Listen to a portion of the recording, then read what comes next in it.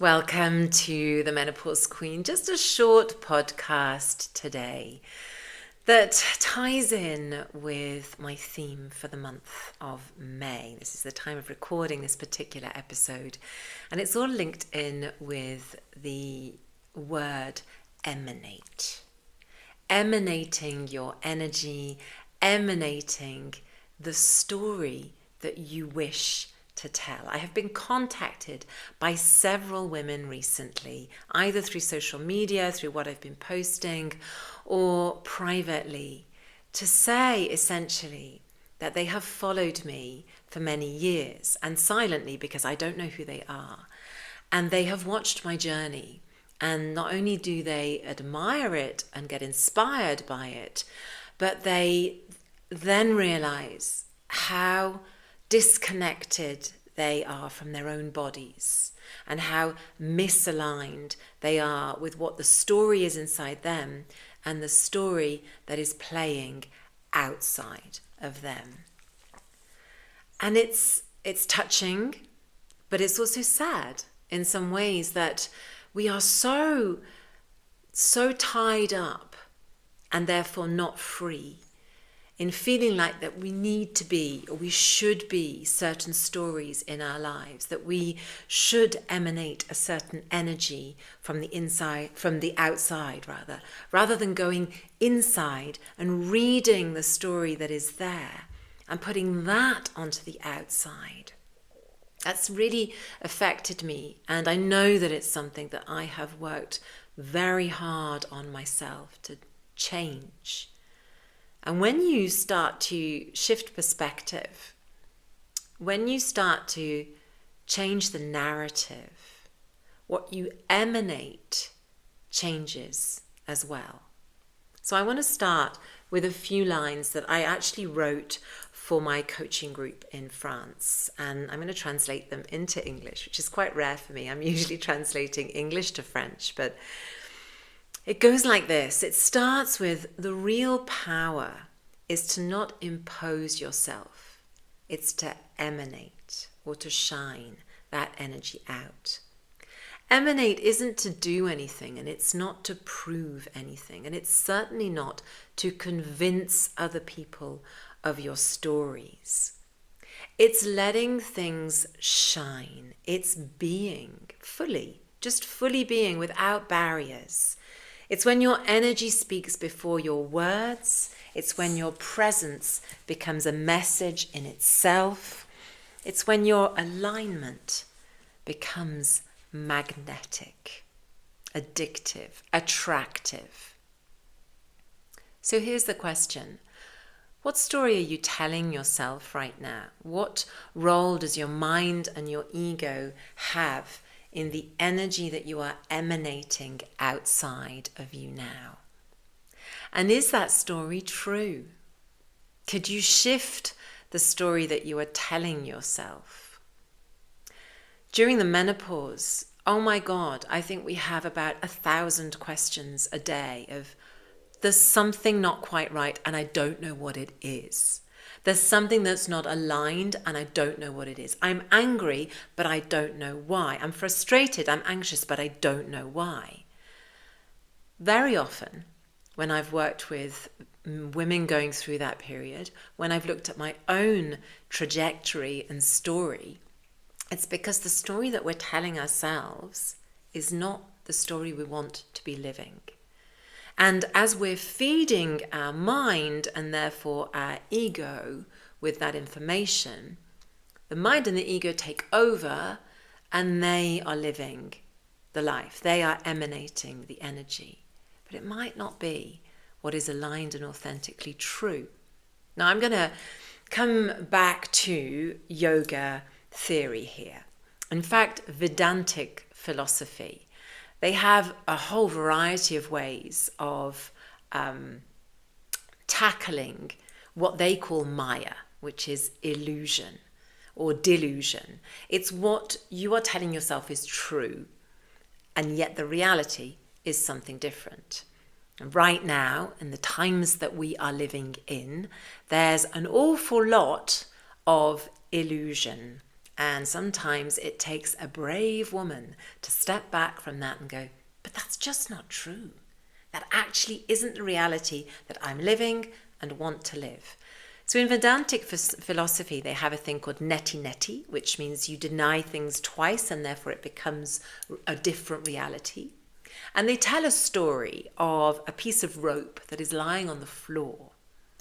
And everyone looks at this rope and starts to think that it looks like a snake. So much so that they keep talking about it looking like a snake. So then everybody around thinks it is a snake. And you're in the midst of this convincing yourself that this piece of rope is actually a snake. And therefore that this snake is a possible danger. And that danger could potentially come up to you and bite you.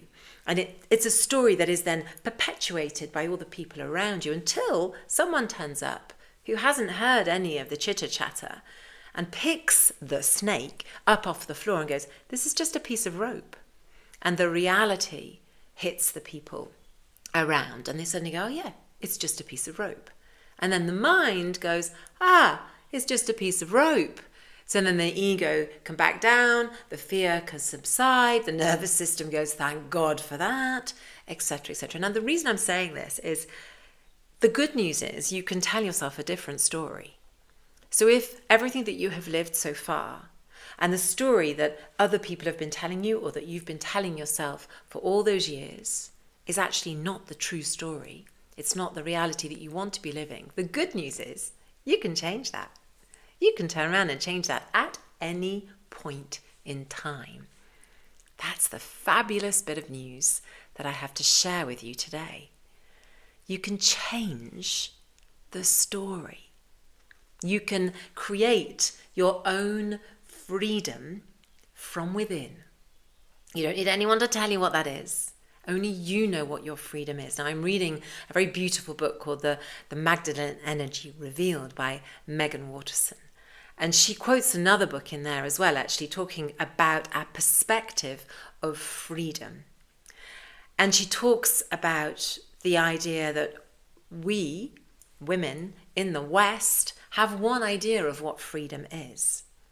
But another culture, another religion, another woman might have a different perspective of what freedom is. And it is not up to each individual to impose the freedom on that other person. Because if you do that and you're seeing it just from your perspective and also from just the outside bodily image perspective, you're forgetting the whole other vast realm that is soul and spirit, and that has come here with a completely different notion of what freedom is.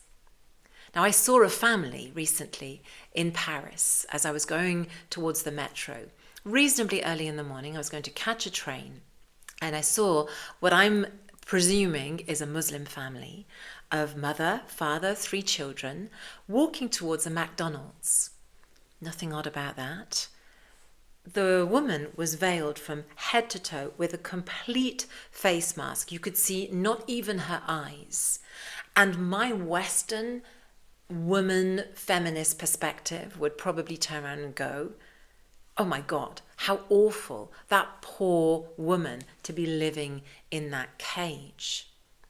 But she might very credibly feel exceptionally free under that veil to be the mother, the woman, the wife, the soul that she is. So her perspective of her situation may well be, I am so free.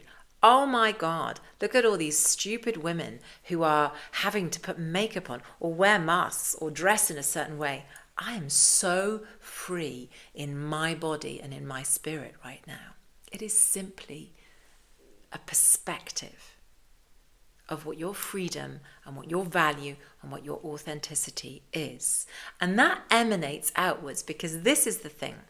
As the family passed me, and of course in rapid succession, I'm looking at the fact that she's wearing this veil, blah, blah, blah, blah, blah, blah, and then I'm going, stop it. That's her freedom. It's her story.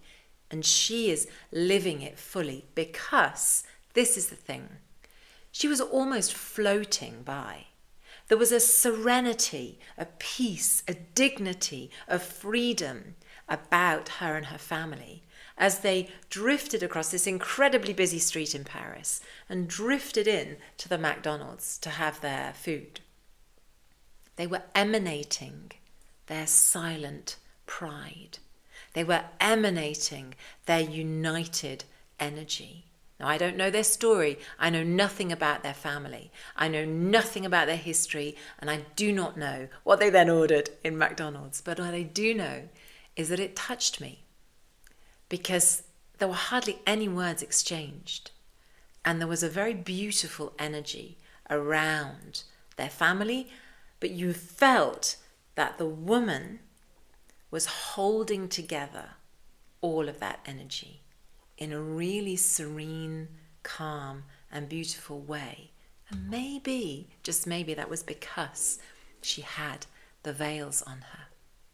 My point is that your freedom and the energy that you emanate out comes from the story you tell yourself and the choice that you make to feel free in that choice. So as you're navigating the menopause, as you're traversing the springtime, literally at the time of recording this, but the spring, the second spring of your life, it's your choice to tell yourself what story you want to be living. You get to choose what you stop as recurring patterns, as old stories, as negative energy, the feeling that you can't do something, that you're not legitimate, that you can't take up that space. You can. You so deserve to. You so deserve to let your light shine. And if you feel that your energy is dispersed and that you are lost, misaligned, alone, you are not, but bring it back to the body. I know I've said it's beautiful to integrate the soul journey, to know that you are other than just body. But please appreciate this beautiful vessel that you have been given. Come back to it in times of doubt. Come back to the earth and come back to the body. Hold yourself, breathe, and know that you can, you will, and you deserve it. Thank you so much for being here and listening more and more to this particular video version, to the audio version, and to all my Substack people as well. Thank you so much for being here.